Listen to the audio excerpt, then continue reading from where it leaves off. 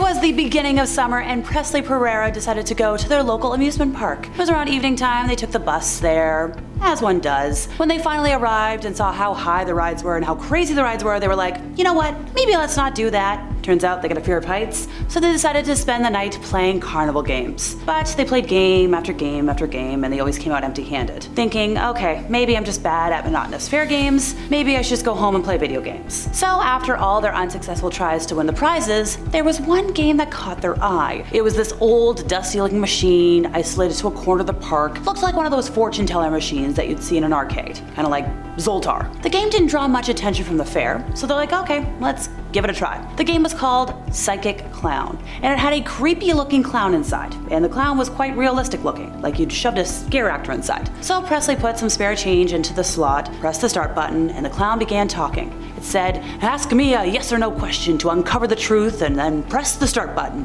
So they asked, okay, will I get a girlfriend by the end of the year? Hit the start button, the clown began to move and started laughing in a very disturbing way, and then eventually said, no. Presley was like, okay, well, this can't be accurate, it's just a fair game. But the sad reality was, clown was probably right. So Presley was like, you know what, let's try something else, something more personal. Dropped in more change, said, are my parents divorced? Granted, their parents had been divorced for like 10 years at that point, so pressed the button. Clown began doing its little laugh and eventually said, yes. Now at this point, Presley was like, I'm a little creeped out. I wonder, is this a fluke? Is this for real? Let's try again. So they're reaching in their pocket, let's see what change I got left, realize they've only got $2 left. This is supposed to be for bus fare home. But they were like, you know what, I'll call mom to come pick me up. So they used their last $2 or whatever, a couple of bucks on this psychic clown. They put the first dollar in, they were about to ask a question, but then the game wasn't working. So they, bopped it a couple of times and then the clown began to laugh again. But this time it seemed like the clown was malfunctioning. It was laughing uncontrollably, it started jerking its body back and forth, just kind of vigorously. And the movements were so crazy to the point where the clown started like banging his head against the glass,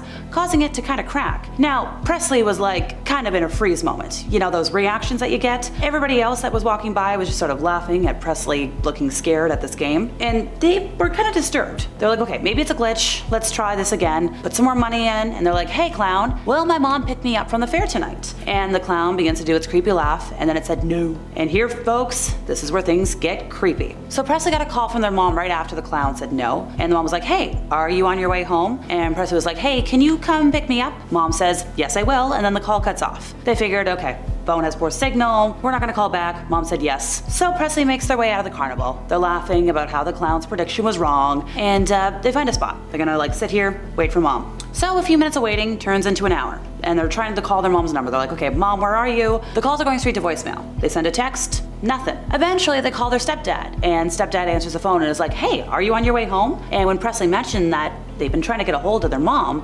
stepdad's voice suddenly got panicky, and he's like, yeah, I'll get a cousin to come get you. So like another hour later, cousin finally shows up looking extremely distraught. Presley's like, hey, like what is going on? What do you know? The cousin mentioned that he had just finished dropping off Presley's stepdad at the hospital because Presley's mom got into a nasty car accident. So cousin and Presley speed to the hospital and find out that sadly Presley's mom had already passed on from her injuries. To this day, Presley still ponders on like, did I have a hand in the fates deciding the event of that night? Oh, that accursed psychic clown. Veteran circus performer Chris Steele has been swallowing swords for quite some time, but back in 2018 he was seriously injured after an act went horribly wrong. Known by stage name Captain Steele, he has appeared with his wife and fellow sideshow performer Elena Steele on America's Got Talent, Ripley's Believe It or Not, but at this fateful event in Atlanta, when he was swallowing 13 swords at once, which is an act he's done like 100 times, he wound up with a perforated esophagus. So in explaining what happened, Steele shared that during the trick, he pushes 13 swords down into the esophagus, then he spins them 180 degrees, and then up they go. That time though, instead of pushing through that, they pushed through the sidewall of the esophagus, pushed it about 16 inches down into the chest cavity, and then spun it 180 degrees. So it's a miracle that he only perforated his esophagus and somehow avoided hurting any of his internal organs. Now, he went on to share that before the accident, he'd had an exhausting day, he'd already done 2 other gigs, and then when he finally went to do this particular feat, seeing as this venue had very low ceilings, he dropped to one knee to swallow the swords, which changed the the angle of the trick, which, Now, he did mention he successfully performed this feat many times over like 10 years prior, but that doesn't make any feat any less dangerous to pull off. He mentioned, you know the possibility is out there, and then when it happens, you know how dangerous and how bad it could be. And although his organs narrowly missed getting punctured, he did continue to suffer from internal injuries for quite some time after that day. But at the end of the day, he did mention to news outlets he was recovering well at the time. The doctors were saying he did make some progress. He has returned to performing. Now, despite the scary injury, Steele, who has been, once again, doing this for quite some time, he was like, look, I'll go back to performing, and he did. He mentioned it's what he was born to do. He had too much unfinished work to quit, and like, ask any sideshow performer. Even if they get hurt, they'll tell you the same thing. By the way, the captain holds the records for heaviest sword swallowed and the most swords swallowed underwater, which is something I would like to see. A magician was taken to hospital back in 2019 after reportedly being struck on the head with an arrow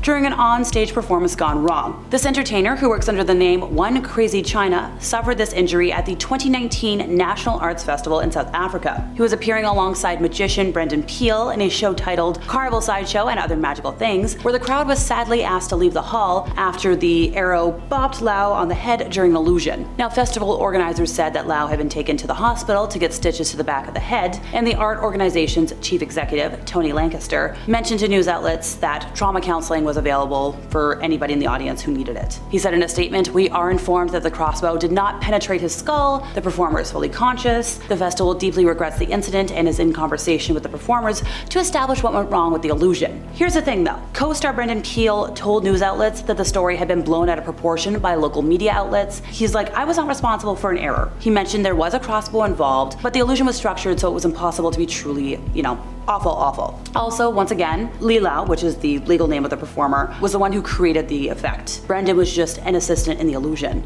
So at the time, the media was kind of painting it out like it was, really bad. And while the performers weren't going to go behind the curtain and explain how the illusion worked, at the end of the day, it was an illusion. There was a slight mishap, but both performers took all necessary precautions just to be overly cautious. All was well on both sides. The rest of the shows were going to continue as scheduled, but Brendan went on to say the entire story was blown way out of proportion and nobody originally reached out to the performers to make a comment. So in a statement that was obtained by news outlets, the performer who was injured said that they were all good and well following the minor mishap with the escape illusion. And they wanted to clarify, Brendan in no way was responsible or to blame and did not physically aim or hold the weapon during the stunt. The escape was something that he designed, he created. The two guys were not fully in direct harm's way. They did apologize for the scare, and they were overly cautious to make sure everybody was okay. And that's all for today, folks. I've been Alexa, your resident ookie spooky girly. See you next time. Veteran circus performer Chris Steele has been swallowing swords.